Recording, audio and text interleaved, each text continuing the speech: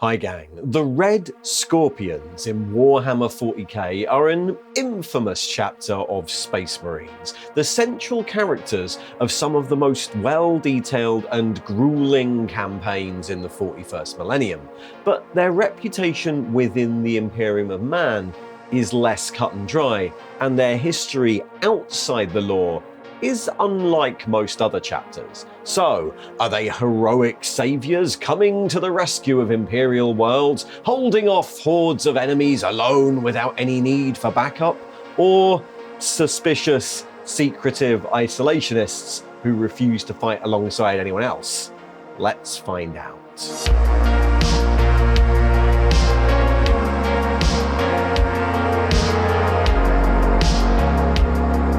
The Red Scorpions are a chapter with a long and vaunted history of service to the Imperium. Strict adherence to the famed Codex Astartes, the chapter has intervened in countless war zones the length and breadth of the galaxy, operating from two well-equipped and powerful battle fleets for over 5,000 years. Their drop assault and combined arms deployments are the stuff of legend, the chapter often intervening in ongoing war zones and picking their own targets to change the course of a battle to the advantage of their god emperor. But this exemplary record has never been quite enough to shake off the pall of suspicion that hangs over the chapter. For the Red Scorpions are a paranoid, secretive, and isolationist force, often disappearing from the Imperium for centuries at a time, stubbornly resistant to any attempt to discover their true origins, and fanatically obsessed not only with their own purity, but also the purity of anyone they choose to fight alongside. The origins of the Red Scorpions chapter are shrouded in mystery, but interestingly, for a Space Marine chapter, the Red Scorpions themselves have no desire to uncover them. The Red Scorpions have been operational in the Imperium for at least 5,000 years. Most records of their existence stretch back to M35, though there is the odd one from before that. Records exist of them fighting against their former allies in the Shining Blades chapter, when they fell to chaos, renamed themselves the Flawless Host, and stole gene seed from a Red Scorpion strike cruiser, and those could date back to M34. Either way, the Red Scorpions progenitor chapter, the Primarch's line from which they descend, and the date of their founding are completely unknown, and even the stringent testing of their gene seed tithe reveals none of the usual markers that might indicate from where they derive. This isn't a totally uncommon thing within the Imperium. Records tend to get lost over the millennia, and sometimes the origins of chapters are sequestered for darker reasons. But what's interesting is that not only do the Red Scorpions keep no records, they also actively protest the investigation of it. Formal protests have been lodged by the chapter's high command over any attempt to trace their origins. And at first glance, that seems at odds with the chapter's core beliefs. The gene seed of the Red Scorpions is noted to be extremely pure, free of any genetic deterioration or corruption, and this has led to the chapter becoming fanatically obsessed with their own genetic line. Their battle brothers will fight to any lengths to recover their gene seed or protect it from any taint, and they're incredibly intolerant of even the smallest genetic deviation in any other branch of the Imperium. This has led the Red Scorpions to become isolationists within the Imperium. Though they've answered the call to aid thousands of times over the years, they point blank refuse to serve alongside any Imperial force they consider to be impure, out of risk of spiritual or even physical corruption. This disgust has, in the past, been levelled at everything from augmented Imperial Guard units to certified abhumans, such as Ogryns or Squats, and the chapter are also extremely xenophobic, even for Space Marines, refusing to ally even temporarily or out of convenience with any Xenos force, even when it would be tactically prudent. They even see the battle brothers of other chapters as suspicious. The warriors of the Red Scorpions are convinced that they are the purest, the most competent of all Space Marines and hold a particular distrust for those chapters, like the Space Wolves or the Blood Angels, that are known for deviations in the gene seed. As a result, the Red Scorpions have a reputation for being extremely disrespectful towards allied Imperial forces. Their assumed superiority often leading to them attempting to assume command of whole theatres or insisting on fighting alone. The only mutations the chapter will tolerate are those they consider sanctified and necessary, such as astropaths and navigators, and these sanctified variants are only allowed because the Red Scorpions see them as touched by the light of the Divine Emperor, who the chapter revere as a god. This is another thing that's rare amongst the Adeptus Astartes. Most chapters of Space Marines hold true to the beliefs of the ancient Space Marine legions, that the Emperor is not a god but a man. Their internal cults consider him worthy of veneration, remembrance, and respect, along with whatever Primarch they derive from, but he's still just a man, and most chapters are justifiably suspicious of any attempts at conversion to the Imperial faith. But the Red Scorpions, possibly because of that absence of a Primarch, have become hard-line adherents to the Imperial cult and worship the Emperor much like the regular citizenry of the Imperium. This veneration also extends to their organization. The Red Scorpions are righteous and devoted followers of the Codex Astartes, which they see as a divine text and permit no deviation from their own unique interpretation of it. Internally, the chapter is highly disciplined and authoritarian, with Battle Brothers drilled to follow the letter of the Codex in every possible way, to a degree that even other Codex chapters, even the Ultramarines, would consider ludicrously rigid. Their chapter colour is a mid-grey with yellow accents, and their symbol is a red scorpion, often on a white field. But other than that, their markings and battle honours are all as Codex compliant as it's possible to be. As per the dictates of the Codex, the chapter operates a combined arms approach to warfare whenever they can, looking to the document for all their deployment, tactics, and strategy, and they have a strong disdain of any form of infiltration or camouflage, considering both to be extremely dishonourable. Only grudgingly will they adopt any sort of camo, and even then only ones that are approved by the Codex. Their 10th Neophyte Company, frequently used as infiltrators by other chapters, is often deployed alongside the main battle line, and the training regime for those neophytes is also taxing even for a Space Marine chapter. Red Scorpion's Battle Brothers endure extremely brutal measures during training, justified by their obsession with rooting out the smallest of genetic imperfections. A battle brother tainted by even the suspicion of genetic imperfection might find it hanging over his head for the rest of his life. However, there have been exceptions to this hard-line approach occasionally, or at least instances where the chapter's unique take on the Codex Astartes allows a little more freedom. Their rank structure utilizes variant, uncommon titles. Red Scorpion's captains are ranked as Commander, and their chapter master a Lord High Commander. The chapter, in line with its obsession with genetic purity, maintains a considerably larger apothecarian than normal, and frequently deploys those apothecaries into battle, the better to monitor the stability of their battle brothers and ensure the recovery of the gene seed. The chapter's also been known to promote apothecaries to squad command positions, a reading of the Codex that is, again, very rare in any other chapter. They've also been known to put aside their usual battle preferences when required. The chapter utilised Ashworld camo in the Badab War during the Angstrom incident, and during the Siege of Helios in M38, the chapter's Tech Marines developed the Land Raider Helios, a modification of the Land Raider to include a whirlwind missile launcher,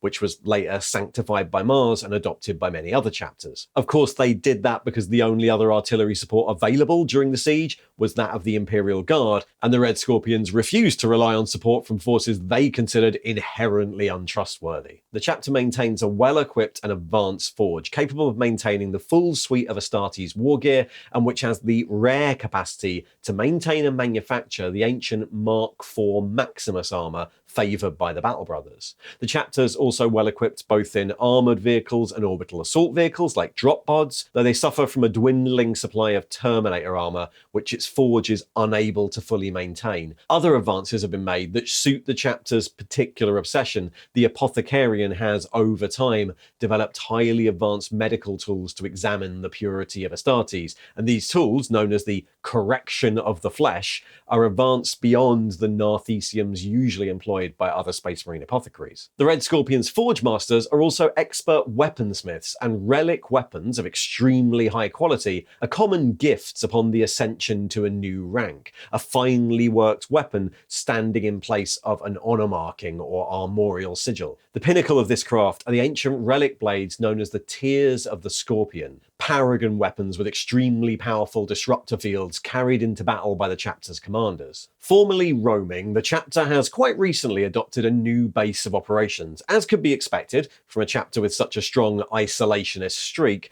the Red Scorpions were fleet-based for most of their existence, splitting their forces between battle fleets led by their two battle barges, the Sword of Odon and the All's Bane. However, in M39, for reasons unknown, the chapter declared a crusade into the dangerous Ordon Rift region in the southwestern segmentum Tempestus. The Ordon Rift was an unmapped area of the void filled with spatial rapids and gravitic anomalies, and when the entire Red Scorpion's fleet disappeared into it for more than 300 years, it was assumed that the chapter was lost.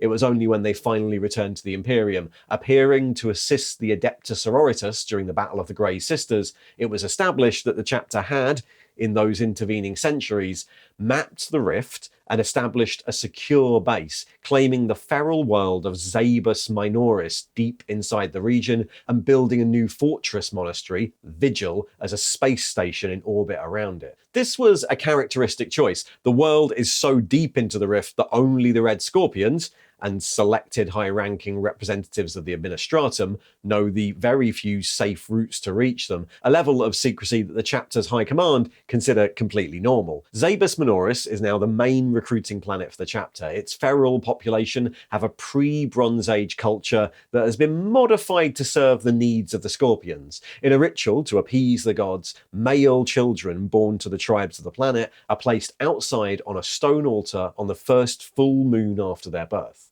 Most survive and go on to live their lives, but a select few disappear, taken by the gods to the heavens, in fact taken by the chapter's apothecaries, who've selected the most genetically pure for induction as neophytes, way younger than in most other chapters, clean slates ready for indoctrination into the beliefs of the Red Scorpions. And all of this has led to the Red Scorpions having a very mixed reputation within the halls of terror. On one hand, their service record is exemplary, their gene seed free from any form of corruption, and their organisation in complete adherence to the strictures of the Codex.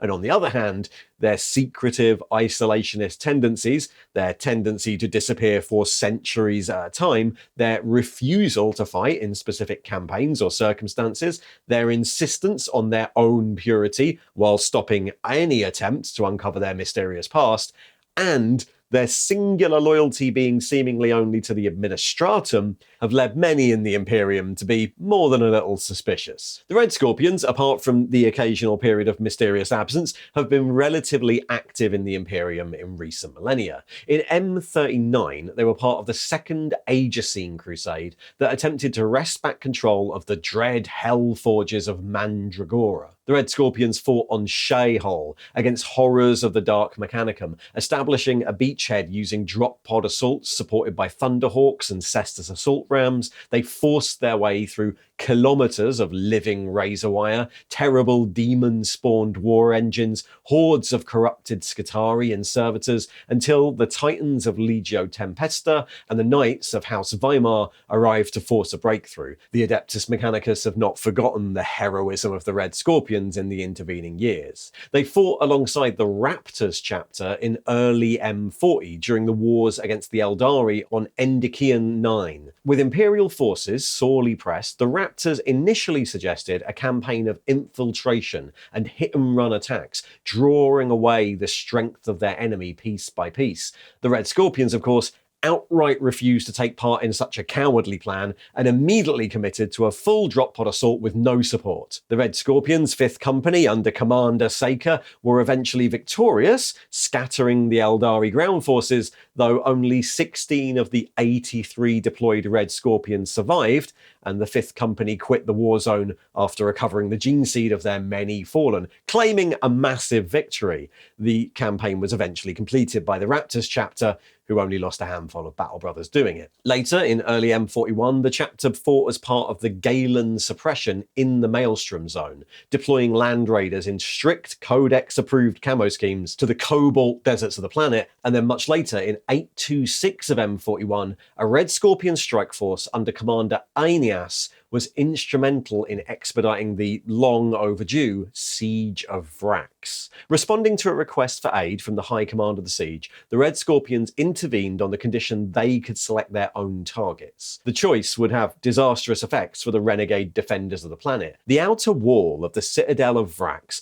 had been breached months before by the assaulting Krieg forces, but the breach could never be held. The renegade defenders pushed back any attack. The Red Scorpions elected to take the breach, deploying first assault squads from low-flying Thunderhawks, who deployed teleport homers for the 1st Company's Terminator armoured veterans. Those veterans then held the breach until a Red Scorpion's armoured column could push through, and having established a foothold, the Red Scorpions then held the breach for an entire night while Krieg regiments poured through the opening. The next morning, with the breach now securely in the hands of the 88th Siege Army, the Red Scorpions returned to orbit. They'd return 4 years later at the request of Lord Inquisitor Hector Rex to take part in the final assault on the now demon-possessed Fortress of Vrax at the heart of the Citadel complex. This time led by their chapter master, Lord High Commander Verant Ortis, the Red Scorpions task force captured and held the vital St. Leonus Gate in the face of hell-spawned opposition,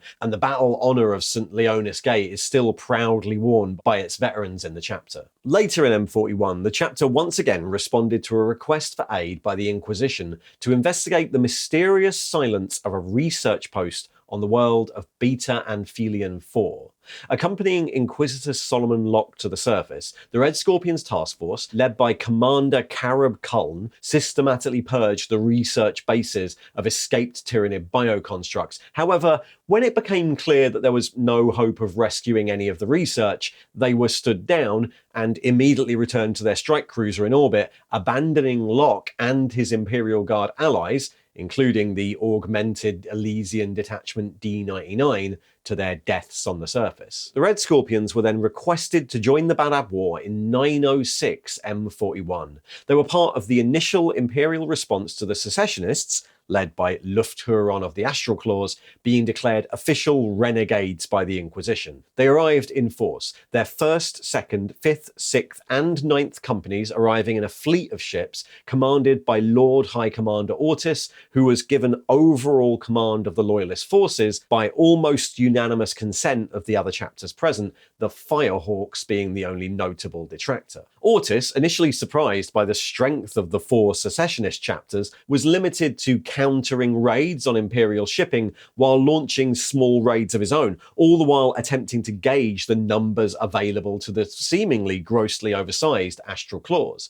But early in the campaign, during a parley with the secessionist commanders over the planet of Grief, the Loyalist commanders, including Ortis, were assaulted and killed by an unknown enemy, and his position was taken by the then commander of the Red Scorpions' 1st Company, Cullen. Under the new Lord High Commander Cullen, the Red Scorpions and their allies went on the offensive, and the chapter fought in most of the major battlefronts of the war, including the invasion of Sagan, the suppression of Galen, and the siege of Decebalus. Cullen frequently took to battle personally. He led the rare covert operation to disrupt secessionist supply lines that became known as the Angstrom Incident, though unlike his troops, he refused to repaint his armour for the attack. Near the end of the war, with fresh Loyalist chapters inbound, the Red Scorpions were finally able to rotate some of their forces out of the main line of battle, leaving their 1st Company, with limited support, to lead the final phases of the war. Cullen and his Terminator veterans were instrumental in breaking through the ring of steel that surrounded Badab Primaris, allowing the recently arrived Star Phantoms to deploy to the surface of the planet and bring the war to an end.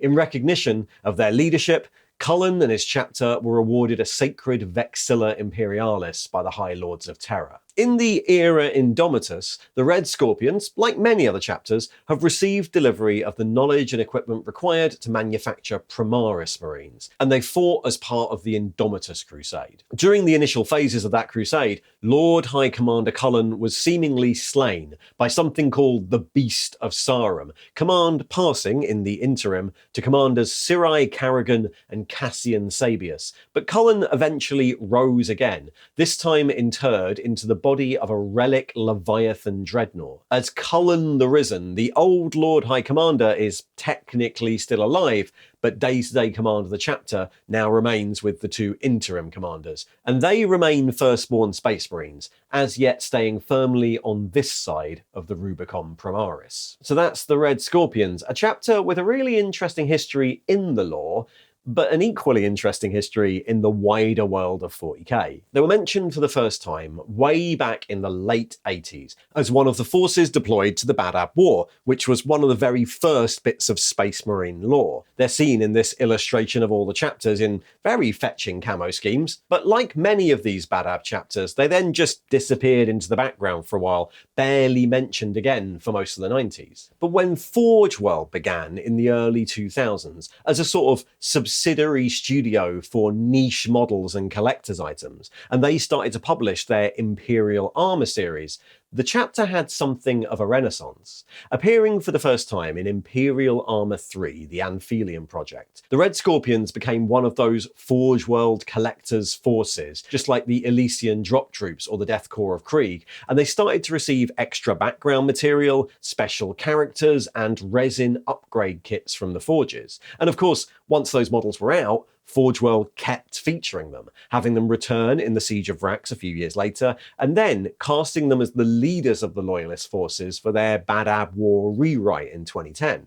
And just like the Kriegers, all this made the Red Scorpions one of the more fleshed out and recognisable chapters in 40k, despite them hardly ever featuring in a mainline 40k publication. And one of the fun things about that is that despite being cast as the heroes of so many of those campaigns, it's pretty clear from the background that they're actually intended to be really horrible. The Imperial Armor books often really ramped up the grimdark in 40k. They were presented as grueling and exhaustively detailed accounts of actual wars that often felt a lot more believably horrific than their main studio equivalents, which can sometimes feel a bit cartoony. And the Red Scorpions are a great example of that. All Space Marines are intended to be pretty fascist, right? They're radicalized child soldiers in the service of an utterly intolerant Imperium. But the Red Scorpions, with their obsession with genetic purity, their complete hatred and unwillingness to mix with anyone they see as genetically inferior, and their hardline authoritarian approach to literally everything makes them, well, a bit more Nazi than most, right? The grey armour, I think, is just an extra hint. So yeah, the Red Scorpions are an interesting one, in many ways embodying the complexity of, playing the Imperium in 40k and everything they mean. Anyway, now our Badab campaign is in full swing. We'll continue with another chapter next time. Maybe it'll be one of the nice ones. They exist, right? Thanks for watching. And if you'd like more about the chapters of the Badab War, there should be a little video popping up there to the right. And if you'd like to support the channel, you can do that in all the normal ways. Like and subscribe here, or join YouTube memberships or Patreon for access to early videos and chances to join in on the channel. See ya!